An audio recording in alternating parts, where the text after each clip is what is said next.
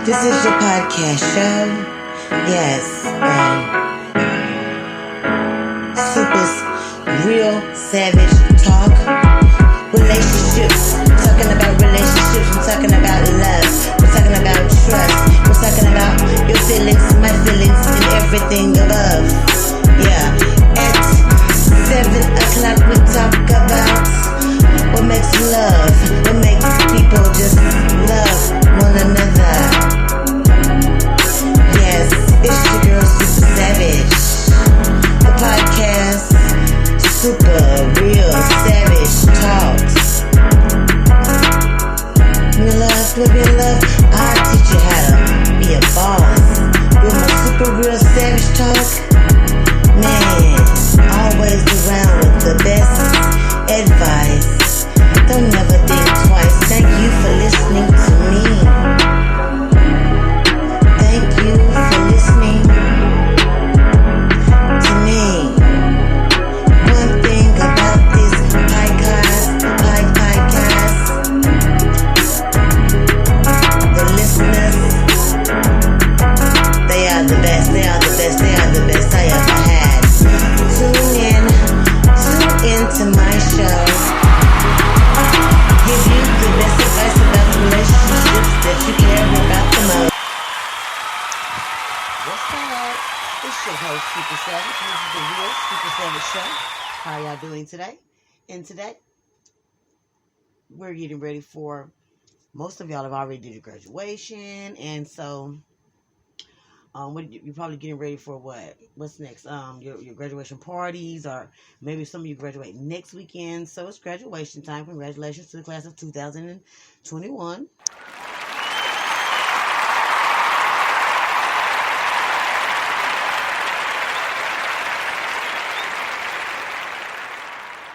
And graduations, you normally have like majority of your family there.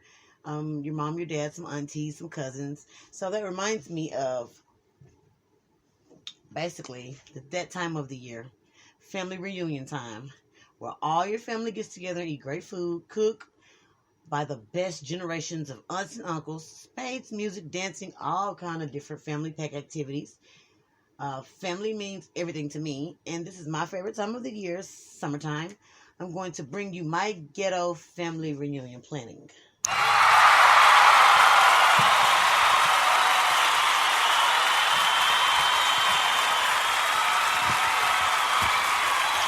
Yes, that is correct. I will go step by step with you on the best way to be stress-free and plan the best family reunion. Also, our quote of the day, you don't want to miss it. Stay tuned. Super Real Savage Talks.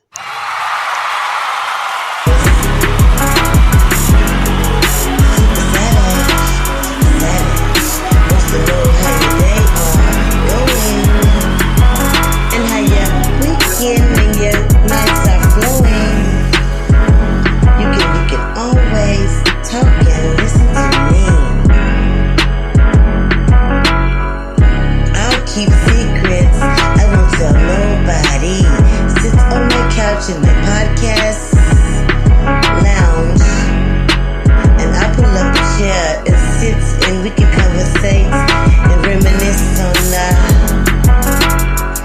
times. If you got some time, stop by. This is the real, the savage, real savage, the super savage, the anyway they gotta have it. The super real savage talk podcast. We are back. Thank you. And today we are talking about the best way to plan a family reunion. Like I said, family reunions are the best times. I love family reunions.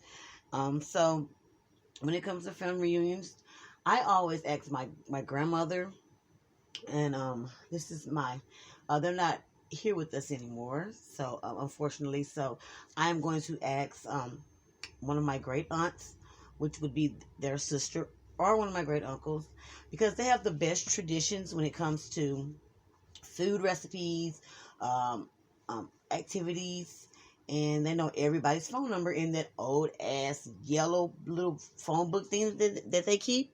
Have y'all ever seen that? They got like this old address book where they keep everybody in the family, the phone numbers, the names, the addresses, and they keep it, and it'd be the same every year. So I'm going to ask them. When planning a family reunion, one of the things that you need to look forward to is accommodations. Basically the date, location, and also you want to pick a dream team. You want to pick somebody that's reliable. You don't want to pick the family drunk or the family crackhead. They won't, because 9 times out of 10 they either gonna smoke up all the profit, or eat up all the profit, or drink up all the profit. So you don't want to.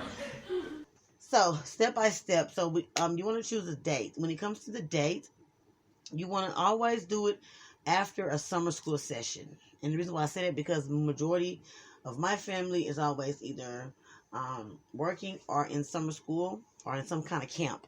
So I always pick like in August, because August is when nobody's in school, and that's normally the typical time vacations are starting to take off before school starts back. So I always do August. Try to plan for beginning of August or in the middle, because the late August is basically school is back in session.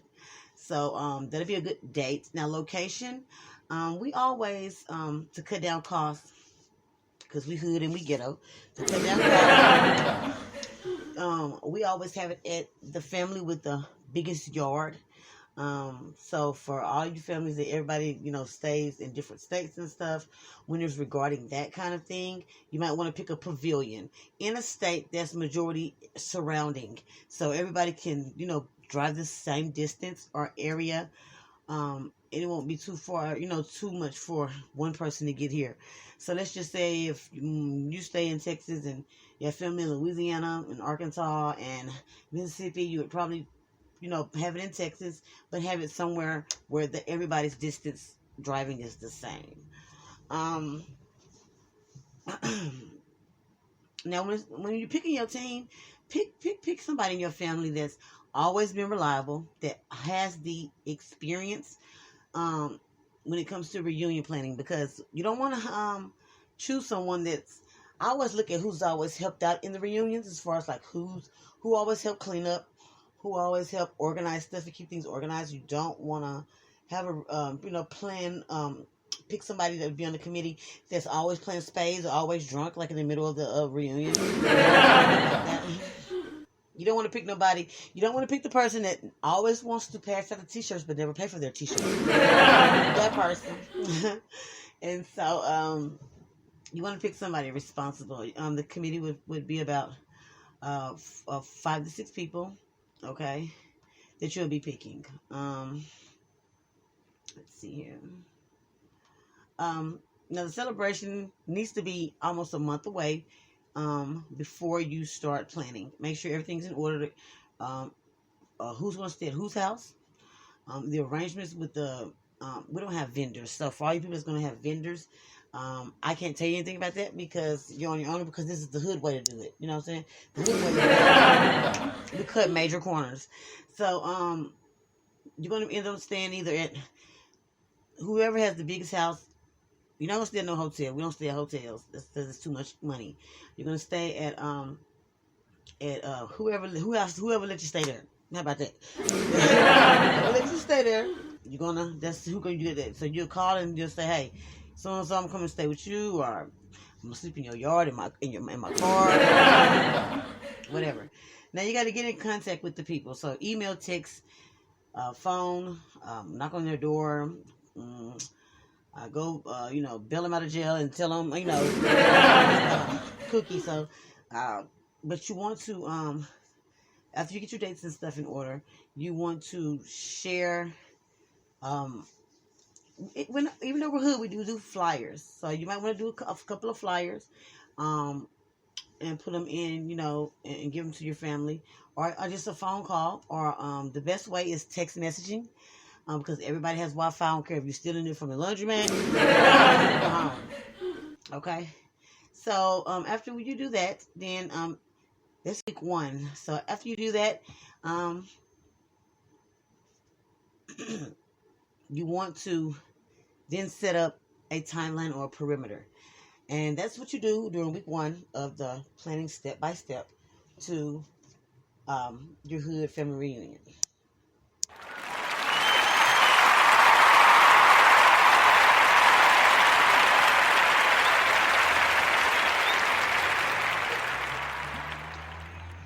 By week 3, okay, you're getting kind of a little bit antsy because this game is on. Once everybody is done catching up, that means I probably haven't talked to my cousin in about a year, but I'm calling him and telling him about the reunion, so you're going to catch up and you're going to call everybody. Once you do that, then everybody has what they're going to do. Then you start delegating to your team. So, see, I got my auntie, my uncle, and I think 3 of my cousins. Okay, so 2 people are going to be on the food, 2 people are going to be on the music, and 2 people are going to be on the festivities. Now, at my family reunion, we always have barbecue because black people don't like barbecue. I think one year we might have did fish, but I mean we have all types of food. So you don't have a certain people that do the food. When I say I have 2 people to do the food, it means to tell everybody what they're going to cook. So 9 times out of 10, the whole family cooks, and it's like a big potluck, but it's outside. And then we have somebody that mandates the grill, and that person will grill all day long and switch out with someone else. So I don't know which other way to tell you how to do the food, because that's the only way we know how to do it, and it's the most stressless way to do it. Okay, just barbecue. If somebody want to do something extra, do that. Now I know you like, well, what's up, the money? The money thing. Who's gonna do the money? Every family member pitches in $100, and that's how we do it. $100. If you can't give 100, give what you can, or bring the food from your home if you already have the food. But 9 times out of 10, the day before the family reunion is when all the money is due. So that's how we do the money. It's not really too difficult.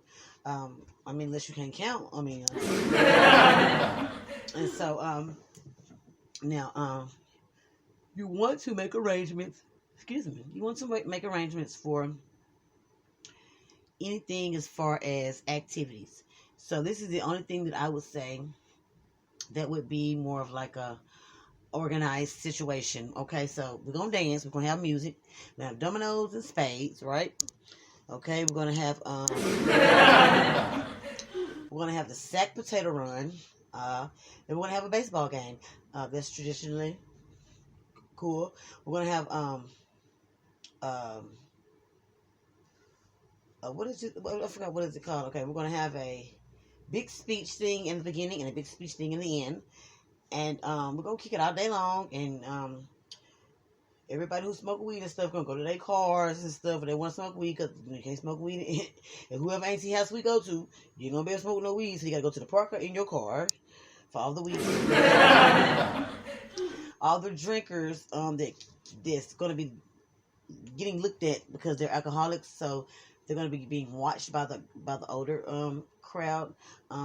Keep your backpack on and keep some drink in your backpack. Don't keep going back and forth to the punch area and the coke area getting beers, because they count them damn beers. They count how many beers you drink. I'm just being honest with you. Hey, they don't want you to get too drunk and act like a fool. They got the monitor.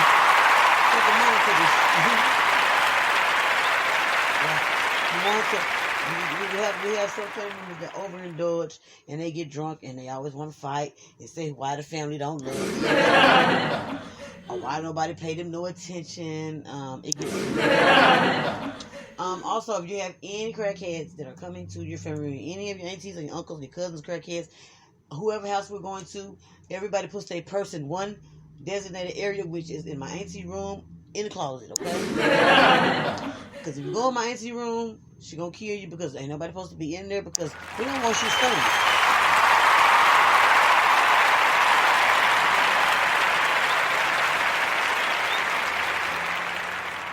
Also, stop trying to see somebody at the family reunion that you didn't see last year and try to holler at them because you swear y'all ain't kin. Yes, we are kin. Yes, Uncle so we are kin. I ain't never seen you, baby. Who your mama is? My mama is so. Well, baby, I don't know your mama, baby. You sure we kin, baby? Come in, let me feel on your booty. Or you got that cousin be like, yeah, yo, you know what I'm saying? I'm trying to do this rap career thing. That's probably me, huh? I'm that cousin that be like, yeah, you know, listen to my CD. You want to listen to my CD? Everybody be like, dang, heard that shit online. Dang, you know you don't. Or you got that one cousin that's always lying about having a job. Yeah, man, I started at so pro glass the other day, man. Hey, man, let me go to the You got that cousin that always want to borrow something. You got that cousin that always lie about, oh man, my husband doing good, but he whooping your ass. Girl, and you always got that one cousin she stay pregnant. You're all around. Yeah, I'm on my 17th baby dad. When we come back, more of family reunion planning.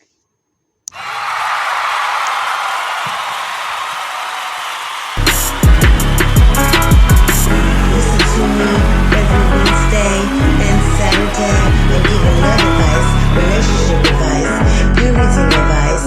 If you just want somebody to talk to, I can do that too. The Super Real Savage Talk Podcast. Listen to me.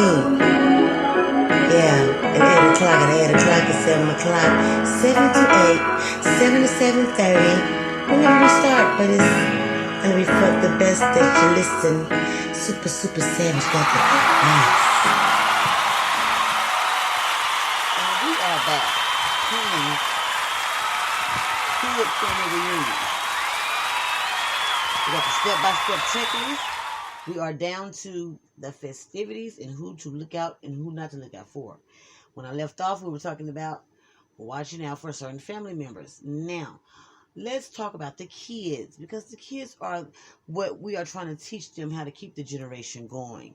And so we got some kids that, they ain't too keyed up on keeping the generation going, so we have to watch them. So we got some kids that are so damn bad that they ain't trying to do it, they ain't trying to hear it. So we got to, have some festivities for them. So the first thing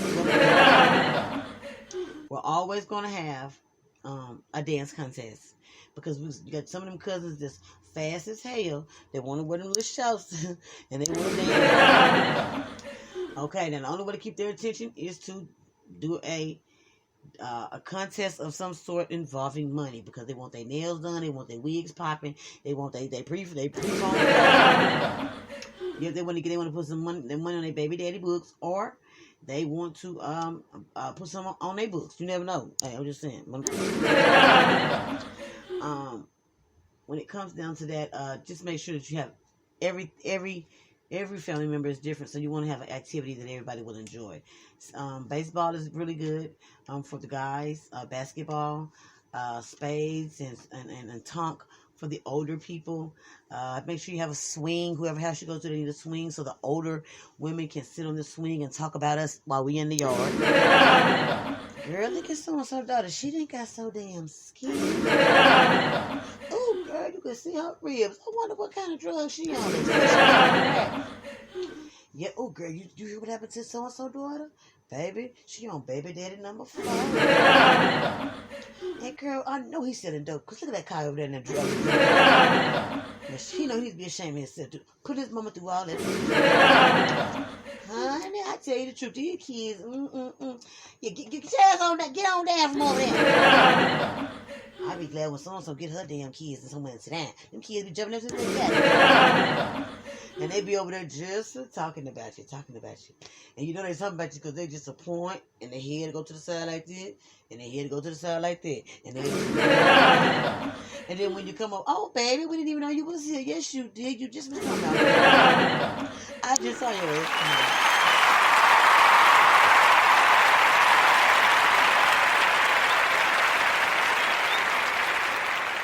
Now, everybody needs to know the time of arrival, the time of prayer, the time of dinner. Now, I'm going to be honest with y'all. You're really not supposed to eat until a certain time. But a few like me, we always sneak in the kitchen. Or I would just volunteer to watch the grill so I can get a piece of meat out of it. And 9 times out of 10, you after you get say your prayer, uh, and don't you hate when they already got somebody that say prayer, but they look at the person that's been in the most trouble and they just change it all of a sudden. Okay, so and so gonna do the prayer. Now we're gonna go ahead and go, but we already had this shit jotted down already before. Now what is y'all talking about? And who gonna do the prayer? Baby, I ain't got nothing written down. But what's the name got something written down because he was planned to do it. But he got it. Every year he do it. It's time for somebody else to step up. Well, y'all should have stepped up and told somebody in advance. I get all mad and be like, thank you for the food, amen. Baby, you don't do it like that. And you know your mama wouldn't like that. Now, once you eat, get in line, and let me tell y'all something. The kids always go first, then the elderly people, and then our riffraff. You know what I'm saying? One year I went to a family reunion and the old people didn't eat till last. The food was all good. Hey, what the hell? What they ate? I ate before the kids. The kids sitting there. We hungry. Quick, get off of me. Quit hitting me, don't I? Quit hitting me. Feed the kids first. And I always have, I know cakes and stuff are good before the summer. I always have either a shaved ice machine or a fountain machine with cold ice, or even maybe a popsicle stand or something with ice cream or something like that.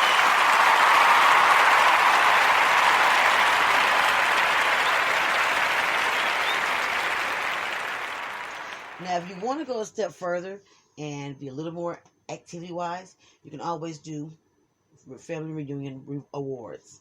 That's a little more detailed, but it's pretty nice. It basically shows like the best cook. Wait a minute, you don't want to. It'll be a damn fight up in there. You don't want to do that. But you would want to do like who went to college this year, or who made the honor roll all year long, or who graduated ahead of the class, something dealing with activities that we had to work for. Who been in jail the most time? You don't want to do that. You don't want to do how many times you done relapsed. No. You don't want to go to the person that borrowed the most money. Who had the most kids by the different dads. You don't want to do none of that. You want to do something like pick a marathon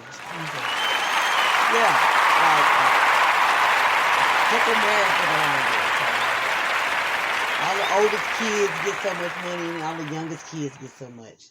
Or you can do activities like face painting, and whoever got the best paint on their face, they may win a prize. Something different and authenticated will keep the family really, really interested and keep the momentum going within the family reunion.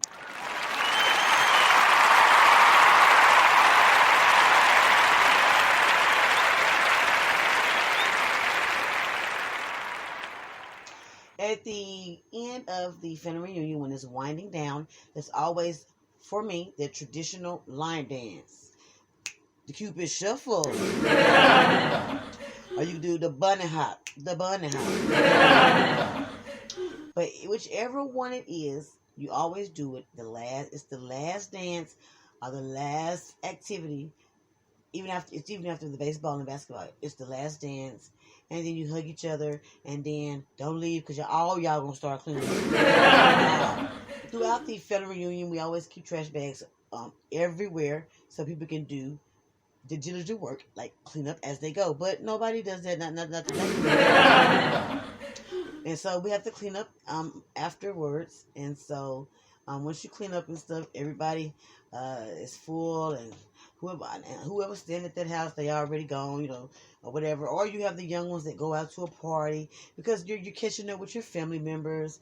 So I always, the ones that you haven't saw that don't live in the same state or town as you, you always you probably go out to a club afterwards or a bar or go in the house and sit down and talk all night and talk about old memories and stuff. Or just have a bonding.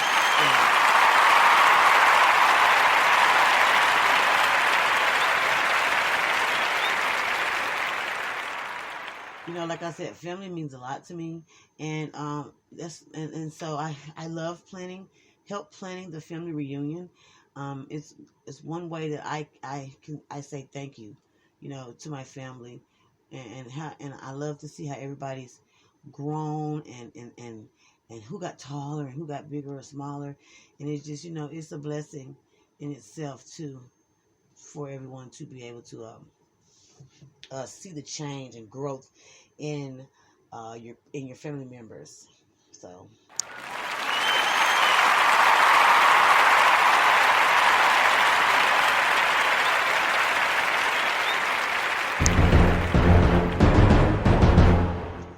And we're going to do quote of the day. And when it comes to quote of the day, this one is about family. And when I picked this, it made me laugh a little bit, because everything shouldn't be, all the quotes don't have to always be serious. But anyway, here we go. So it says, my family is my life, and everything else comes second as far as what's important to me. The family, the test of freedom, because the family is the only thing that the free man makes for himself and by himself.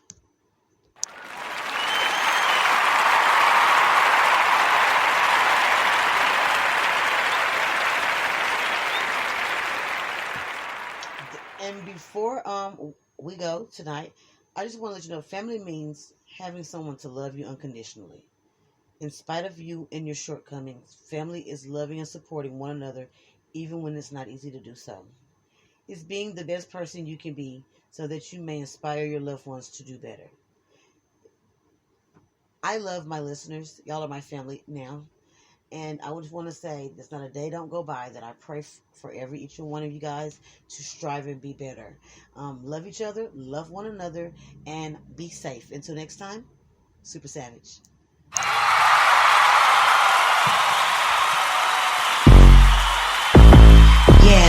Yeah.